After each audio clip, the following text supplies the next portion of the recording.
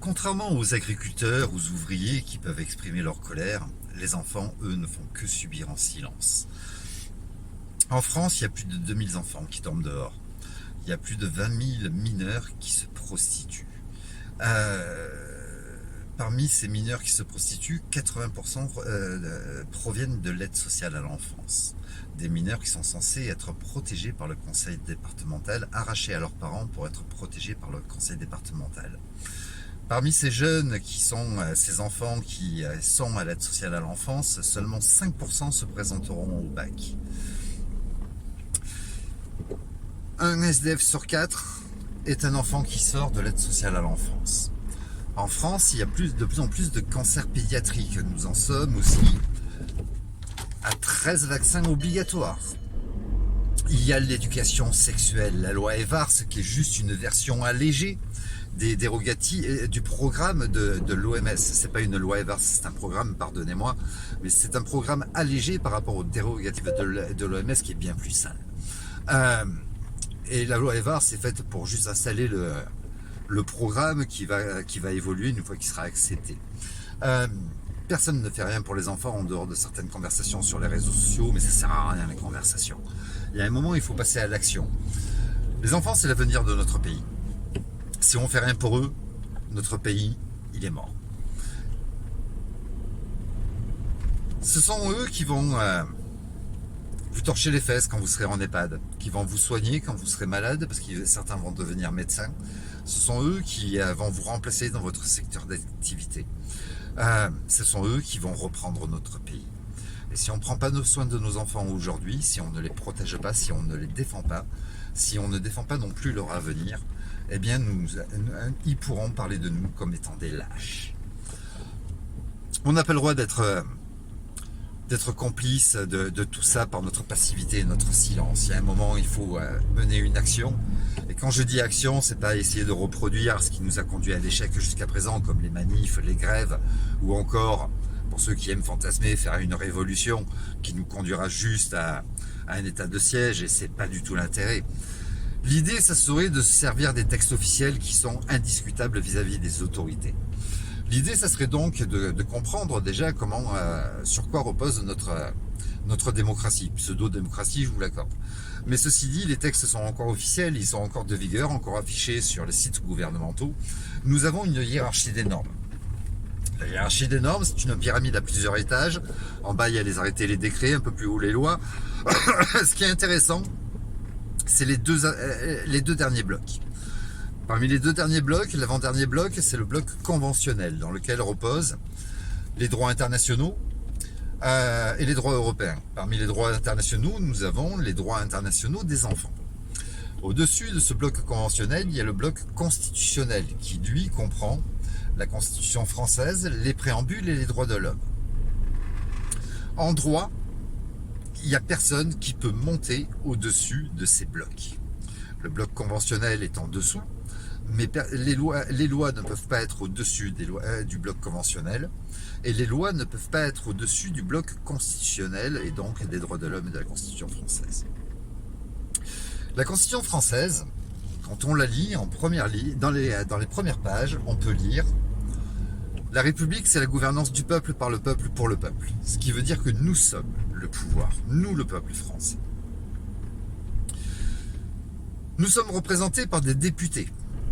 Les députés, avec les sénateurs, forment le pouvoir législatif, qui est le pouvoir le plus fort en France. Ensuite, il y a le pouvoir exécutif, qui se contente juste de mettre en place les lois et de les faire respecter, ces lois qui ont été votées par les représentants du peuple. Ça, c'est le gouvernement, le bloc exécutif. Le gouvernement avec tous les ministres. Le président de la République, lui, il n'a aucun pouvoir. Il a juste des devoirs. Alors oui, il a quand même quelques pouvoirs, celui de nommer un gouvernement après son élection. Celui, il a quand même le doigt, il n'est pas le seul, mais il a quand même le doigt sur l'arme nucléaire. Il est chef des armées. Et en dehors de ces quelques pouvoirs, il n'a aucun pouvoir.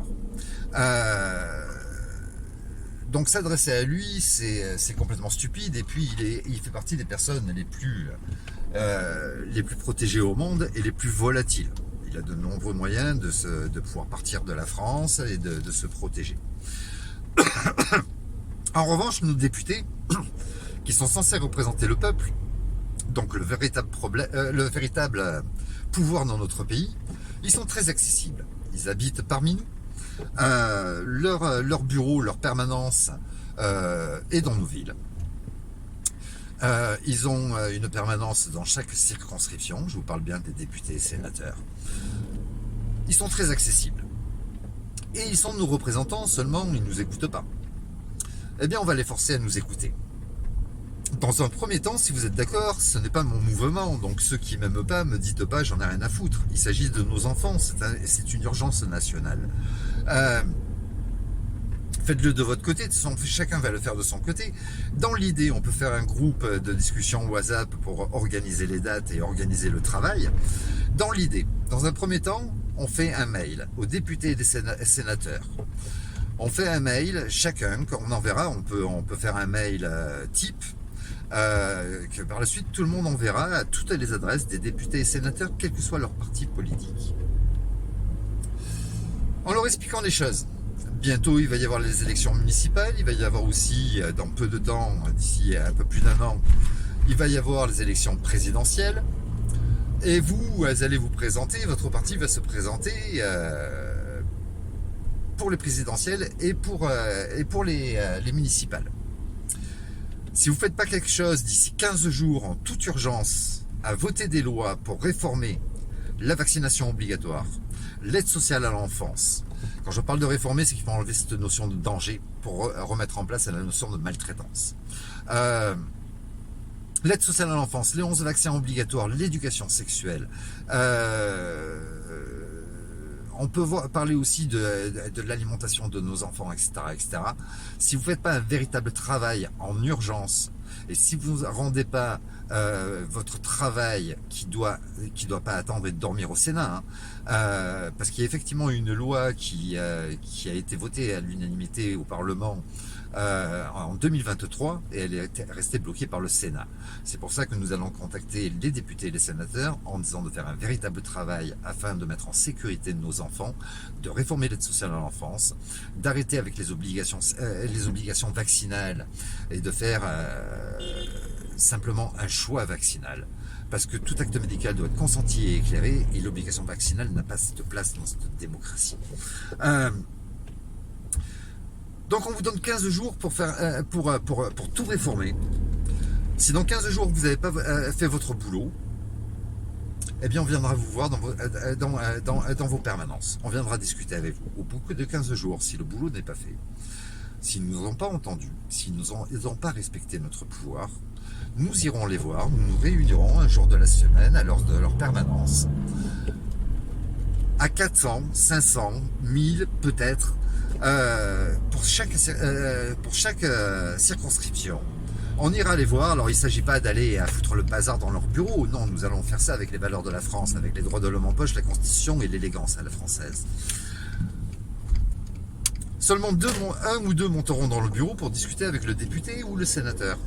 En lui disant, voilà, on t'a envoyé un mail, tu n'as pas voulu l'écouter, tu n'as rien fait, il n'y a rien qui a été discuté au Sénat ou au Parlement, rien n'a été réformé. Alors c'est très simple, les choses, on va te donner encore une semaine. Dans une semaine, si tu n'as toujours rien fait, si tu n'as pas levé le petit doigt, ton parti politique, il n'existe plus. Il faudra aller passer un CAP de boucher ou de coiffeur si tu veux, mais il va falloir te trouver de quoi te recycler. Parce que tu feras plus de politique. Parce que ton parti politique, il n'existera plus et toi, tu n'auras plus de place en politique parce que plus personne ne va voter pour toi parce qu'on va te faire une publicité.